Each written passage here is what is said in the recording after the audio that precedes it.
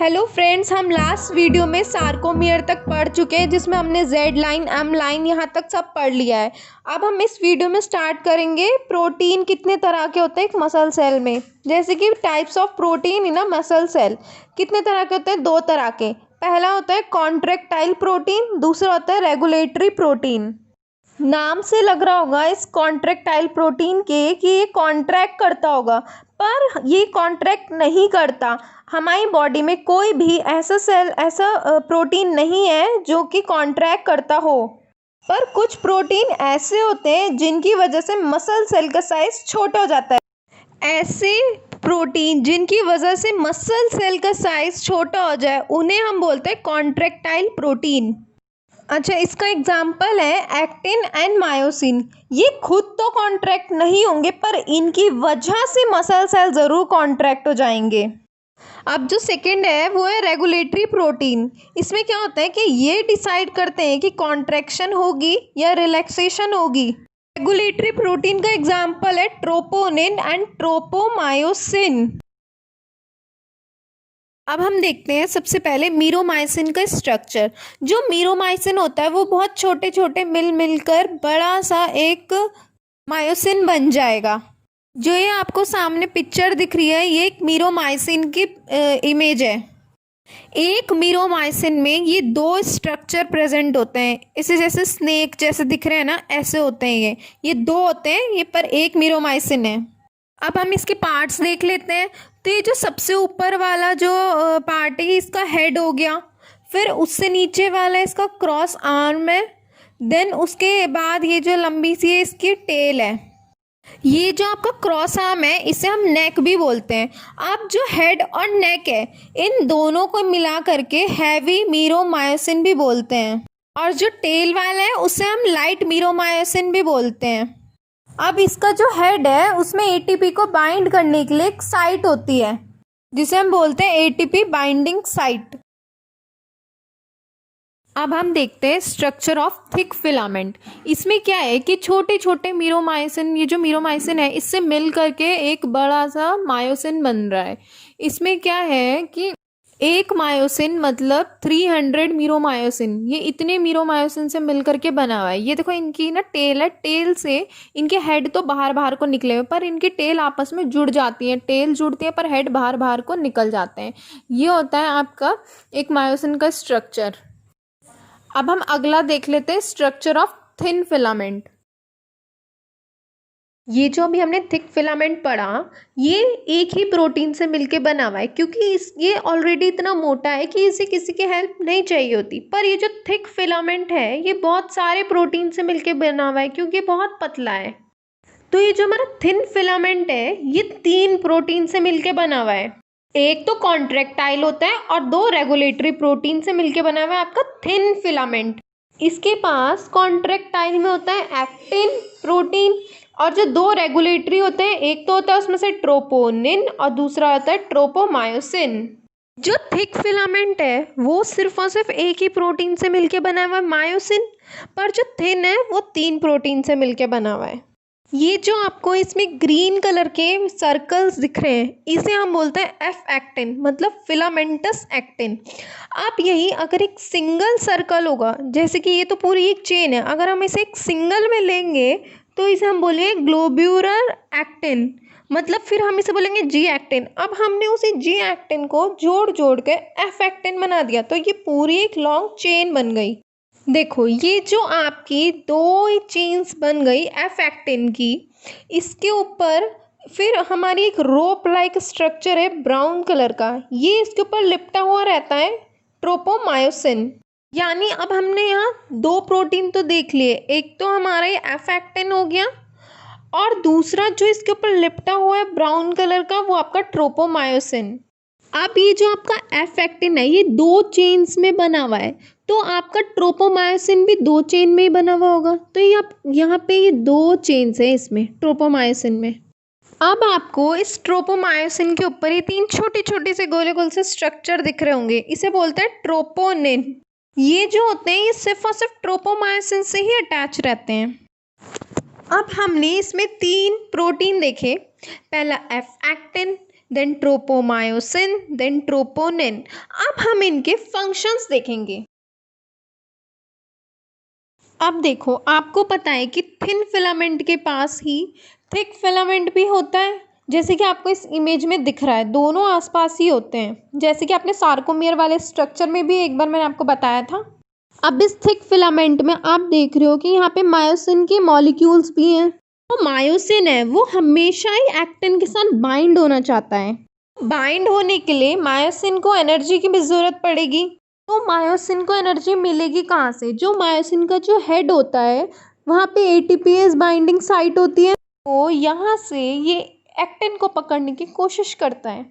जैसे ही ये एक्टिन के साथ बाइंड होता है, एकदम मसल कॉन्ट्रैक्शन स्टार्ट हो जाता है। जो मायोसिन का हेड होता है वो बाइंड करना चाहता होता है एक्टिन से, पर इसे बाइंड होने से रोकता है ट्रोपोमायोसिन। मैंने आपको बताया था कि एक जो एक्टिन का जो स्ट्रक्चर था वो सिंगल एक गोला जैसे है, इसे हम बोलेंगे जी एक्टिन। तो इस जी एक्टिन में, अब हम जी एक्टिन देख लेते हैं एक बार। तो इस जी एक्टिन पे एक साइट होती है जिस पे मायोसिन बाइंड कर सकता है, तो मायोसिन यहाँ पे बाइंड हो जाएगा। पर ये बाइंड नहीं कर पाता क्योंकि ये ट्रोपोमायोसिन से कवर्ड रहते हैं, तो इसी वजह से मायोसिन बाइंड नहीं हो पाता है एक्टिन से। जो ट्रोपोमायोसिन है वो उन साइट्स को हाइड कर देता है जिससे मायोसिन एक्टिन से बाइंड होता है। अब हम देखते हैं ट्रोपोनिन का क्या काम है यहाँ पे। ये जो ट्रोपोनिन का स्ट्रक्चर है ये 3 यूनिट से मिलके बना हुआ है। इसमें पहला तो है ट्रोपोनिन आई, मीन्स TPI भी बोल सकते हैं हम उसे। फिर है ट्रोपोनिन टी, मीन्स TPT भी बोल सकते हैं। फिर ट्रोपोनिन सी, तो हम उसे बोलेंगे TPC। अब इन तीनों के फंक्शंस भी अलग हैं। ये जो ट्रोपोनिन है ये भी मायोसिन को एक्टिन से बाइंड होने के लिए रोकता है। ये TPI मतलब ट्रोपोनिन आई जो होता है ये इनहिबिट करता है मायोसिन और एक्टिन को बाइंड होने से। ये इनहिबिट करता है मायोसिन और एक्टिन के इंटरेक्शन को। ये भी हेल्प कर रहा है ट्रोपोमायोसिन की, यानी ट्रोपोमायोसिन तो रोक ही रहा था इन दोनों को इंटरेक्शन से, पर ट्रोपोनिन भी रोकता है। अब ये जो TPT है, मीन्स ट्रोपोमायोसिन टी, इसका क्या फंक्शन है? ये जो ट्रोपोमायोसिन से चिपके रहते हैं, ट्रोपोनिन जो होते हैं ये इससे अटैच रहते हैं ट्रोपोमायोसिन से, तो वो जो अटैच रहते हैं वो TPT की हेल्प से रहते हैं, क्योंकि अगर जैसे थोड़ा इधर उधर हुआ और अगर वो गिर गया तो इसीलिए TPT की मदद से ये लोग इसके साथ फिक्स रहते हैं ट्रोपोमायोसिन के साथ। अब ये जो आपका ट्रोपोमायोसिन सी है, मीन्स TPC, ये क्या करता है? जब आपका मसल कॉन्ट्रैक्शन होगा तो बहुत सारा कैल्शियम आएगा, तो जो कैल्शियम जो बाइंड होता है वो TPC के ऊपर बाइंड होता है, यानी ट्रोपोमायोसिन सी के ऊपर। एक बार मैं सारा दोबारा से रिपीट कर देती हूँ जिससे आपको एक बार और क्लियर हो जाए। एक्टिन और मायोसिन हमेशा आपस में बाइंड होना चाहते हैं। ऐसे ही दोनों बाइंड होंगे, मसल कॉन्ट्रैक्शन होना स्टार्ट हो जाएगा। पर हम तो नहीं चाहते कि वो हमेशा मसल कॉन्ट्रैक्शन करे, क्योंकि हमेशा तो नहीं चाहेंगे ना कि हमारी मसल हमेशा कॉन्ट्रैक्ट करती रहे। तो इनको बाइंड होने से रोकता है ट्रोपोमायोसिन। ट्रोपोमायोसिन एक्टिन के ऊपर चिपक जाता है, उन साइट्स को हाइड कर देता है जिस साइड पे मायोसिन बाइंड करने वाला होता है। अब ये जो ट्रोपोमायोसिन है ये इधर उधर ना खिसके, इसीलिए ट्रोपोनिन इस पे अटैच रहता है। ट्रोपोनिन बिल्कुल भी खिसकने नहीं देता ट्रोपोमायोसिन को, वो उसको उसी जगह पे अटैच रखता है। अटैच किसकी वजह से रहता है? TPT की वजह से, ट्रोपोमायोसिन टी की वजह से। अब ट्रोपोमायोसिन तो चाहता है कि मायोसिन और एक्टिन बाइंड ना करें, पर साथ में ट्रोपोनिन भी चाहता है कि वो साथ में बाइंड ना करें, पर ट्रोपोनिन का TPI चाहता है, TPI जो कंपोनेंट है वो चाहता है कि आपस में बाइंड ना करें। अब मसल कॉन्ट्रैक्शन के टाइम पे बहुत सारा कैल्शियम होता है, तो अब वो बाइंड कहाँ पे करेगा? कैल्शियम बाइंड करता है जो सबसे छोटा कंपोनेंट है, जो ट्रोपोनिन में TPC यानी ट्रोपोनिन टी पे बाइंड करता है कैल्शियम। अब जैसे ही कैल्शियम यहाँ पे बाइंड करेगा मसल कॉन्ट्रैक्शन स्टार्ट हो जाएगी। तो यहाँ तक हमारे कंप्लीट हो गया। अब हम आगे देख लेते हैं। मैं यहाँ पे आपको बताऊंगी कि मसल कॉन्ट्रैक्शन कैसे होता है। जो मसल्स होती हैं वो सिर्फ और सिर्फ न्यूरॉन्स की कमांड पे ही कॉन्ट्रैक्ट होती है, यानी न्यूरॉन कमांड देगा मसल को कॉन्ट्रैक्ट करने के लिए, तभी वो कॉन्ट्रैक्ट होगी। सिर्फ हमारी बॉडी में एक ही मसल ऐसी है जो न्यूरॉन्स के कमांड पे कॉन्ट्रैक्ट नहीं होती, जो कि हमारी हार्ट की मसल्स हैं। हार्ट में कार्डियक मसल होती है जो पूरे हार्ट को कंट्रोल करती है, इसलिए न्यूरॉन्स कोई भी कॉन्ट्रैक्शन नहीं करा पाता हार्ट में। अब देखते हैं न्यूरॉन कैसे कमांड देता है मसल को कॉन्ट्रैक्ट कराने के लिए। अब ये एक लॉन्ग स्ट्रक्चर है ये न्यूरॉन का, इसमें बाहर के साइड ये पतले पतले लंबे लंबे से ही निकले हुए हैं, इसे हम डेंड्राइट्स बोलते हैं। और ये जो एक आप लंबा सा स्ट्रक्चर देख रहे हैं इसे हम एक्सॉन कहते हैं। एक्सॉन के एंड में एक छोटे छोटे सर्कल्स ऐसे स्ट्रक्चर है, तो ये जो सर्कल्स हैं इनके अंदर केमिकल फिल्ड होता है, जिस केमिकल का नाम है न्यूरोट्रांसमीटर। एक्सॉन के एंड में स्मॉल स्मॉल ये जो सर्कल्स हैं इनके अंदर केमिकल फिल्ड होता है न्यूरोट्रांसमीटर। न्यूरॉन जो होता है वो अपना कोई भी मैसेज अब नेक्स्ट न्यूरॉन को ट्रांसफ़र करेगा, तो उसके लिए न्यूरोट्रांसमीटर जो होता है वो हेल्प करता है एक मैसेज को दूसरे मैसेज पहुंचाने में, एक न्यूरॉन से दूसरे न्यूरॉन तक। अब मैं आपको दो न्यूरॉन की इमेज एक साथ दिखा देती हूँ। अब ये जो न्यूरॉन है ये अपना सिग्नल जो है नेक्स्ट न्यूरॉन तक भी ट्रांसफ़र करेगा, तो न्यूरोट्रांसमीटर इसकी हेल्प करेंगे मैसेज को दूसरे न्यूरॉन तक पास करने में। ये जो इसके अंदर जो स्पेस होता है जहाँ पे न्यूरोट्रांसमीटर रिलीज हुआ है, इस स्पेस को हम साइनेप्स कहते हैं। तो एक न्यूरॉन है, न्यूरॉन के बाद नेक्स्ट न्यूरॉन है, तो बीच में जो स्पेस हुआ उसे हम बोलेंगे साइनेप्स। जो हमारा एक न्यूरॉन है फिर उसका नेक्स्ट न्यूरॉन है, फिर ऐसे ऐसे एक साथ न्यूरॉन्स कनेक्ट रहते हैं। पर जो लास्ट वाला जो न्यूरॉन होता है वो हमेशा मसल सेल से कनेक्ट हो जाएगा लास्ट में जाके।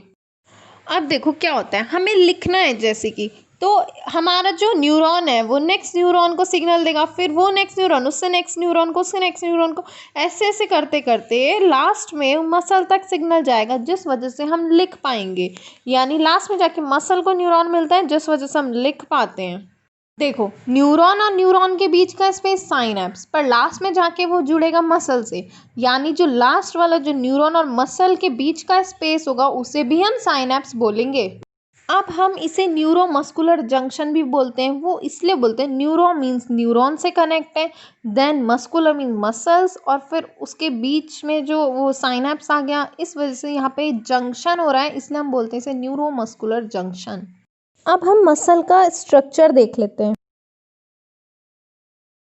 अब देखो ये जो नीचे वाला जो स्ट्रक्चर है ये एक मसल सेल का स्ट्रक्चर है, इसमें आपको ये डिप्रेशंस भी दिख रहे हैं। ये जो प्लाज्मा मेम्ब्रेन है इसमें सार्कोलेमा जो होता है इसमें डिप्रेशंस होते हैं, तो इन्हीं डिप्रेशंस को हम बोलते हैं टी टिब्यूल्स। अब देखो इस मसल सेल के ऊपर लगा हुआ है न्यूरॉन का स्ट्रक्चर, तो अब ये अगर इसे कमांड देगा, इसे सिग्नल देगा, तो इसे बोलेंगे न्यूरोमस्कुलर जंक्शन। अब ये जो आपको ब्लू ब्लू से डॉट डॉट से दिख रहे हैं ये आपका न्यूरोट्रांसमीटर जो कि निकल गया, बर्स्ट हो चुका है और निकल करके बाहर आ गया साइनेप्स में न्यूरोट्रांसमीटर। ये जो मसल है ये आपके स्केलेटल मसल है, तो यहाँ पे जो न्यूरोट्रांसमीटर रिलीज हुआ है वो एसिटाइल कोलिन रिलीज हुआ है, जो हमारी स्केलेटल मसल है उससे सिग्नल देने के लिए एसिटाइल कोलिन यूज़ करते हैं। अब आपको यहाँ पे एक छोटे छोटे से नोकीले टाइप से एक स्ट्रक्चर दिख रहे हैं, वो होता है एसिटाइल कोलिन के रिसेप्टर्स। क्या होता है, एसिटाइल कोलिन जब रिलीज होता है तो यहाँ पे आके बाइंड हो जाता है। जो आपको ये डिप्रेशंस दिख रहे हैं इस मसल सेल में, यानी जो गड्ढे से दिख रहे हैं, इनके अंदर भी टी टिब्यूल्स प्रेजेंट होते हैं। अब जैसे ही एसिटाइल कोलिन रिलीज होगा, ये जो मसल सेल की जो मेम्ब्रेन है सार्कोलीमा, इसमें चेंजेस आ जाते हैं। इस मेम्ब्रेन में ना एक चैनल्स होते हैं सोडियम के आने जाने के लिए, वो जो चैनल्स होते हैं वो खुल जाते हैं। अब क्या होगा, जैसे ही एसिटाइल कोलिन आके अटैच हुआ, बाइंड हो गया रिसेप्टर से, वहीं पे जो सोडियम का जो चैनल होगा वो खुल जाएगा। जो सेल होता है, सेल के अंदर तो कम सोडियम होता है पर सेल के बाहर बहुत ज़्यादा सोडियम होता है। अब जैसे ही एसिटाइल कोलिन बाइंड होगा रिसेप्टर से, बहुत सारे सोडियम मसल सेल्स के अंदर घुस जाएंगे।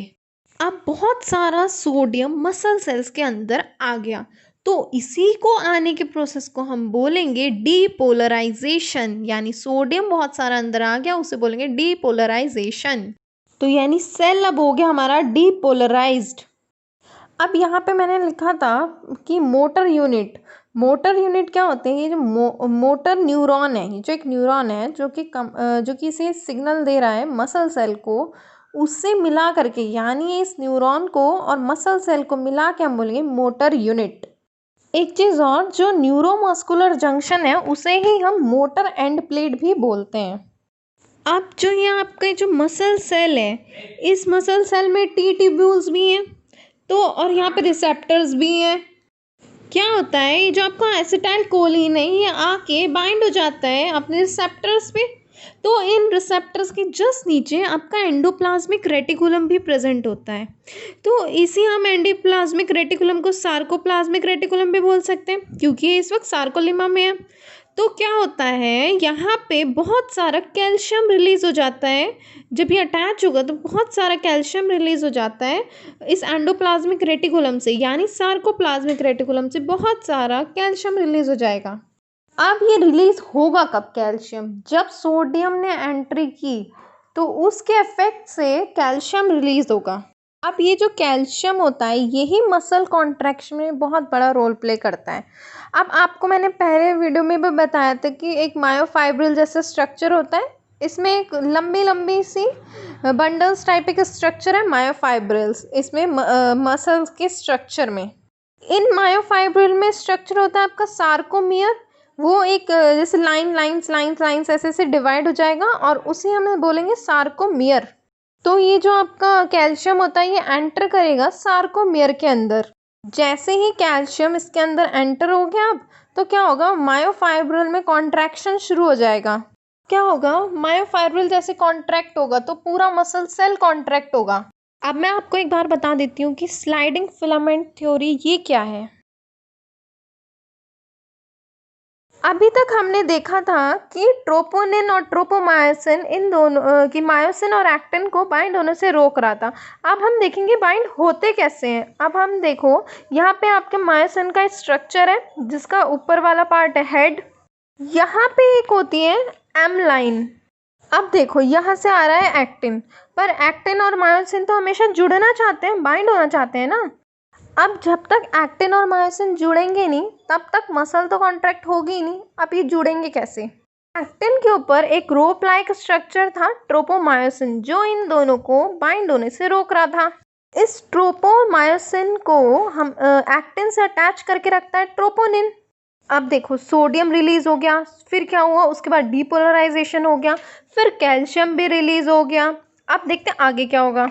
मैंने आपको बताया था कि ट्रोपोनिन की जो सी वाला जो सब यूनिट है उससे कैल्शियम ज्वाइन होता है, तो वो जो कैल्शियम रिलीज हुआ था वो टीपीसी से आके बाइंड हो जाएगा। अब जैसे ही कैल्शियम इसके साथ आके बाइंड होगा टीपीसी के साथ, तो ये पूरा पलट जाएगा और उसके साथ साथ ट्रोपोमायोसिन भी पूरा पलट जाएगा। तो अब क्या होगा, अब ये तो यहाँ से चला गया ट्रोपोमायोसिन और ट्रोपोनिन, तो अब ये बाइंड हो सकता है मायोसिन और एक्टिन आपस में। जैसे ही ये बाइंड होगा तो अब हमारा मसल कॉन्ट्रैक्ट हो जाएगी। तो यहाँ पे हमारा ये मसल्स का चैप्टर पूरा ख़त्म हो चुका है। अब हम नेक्स्ट वीडियो में नेक्स्ट चैप्टर से स्टार्ट करेंगे। अगर आपको मेरी ये वीडियो अच्छी लगी हो तो लाइक कीजिए, शेयर कीजिए, सब्सक्राइब करो मेरे चैनल को और बेल आइकन प्रेस करना मत भूलना। Thank you.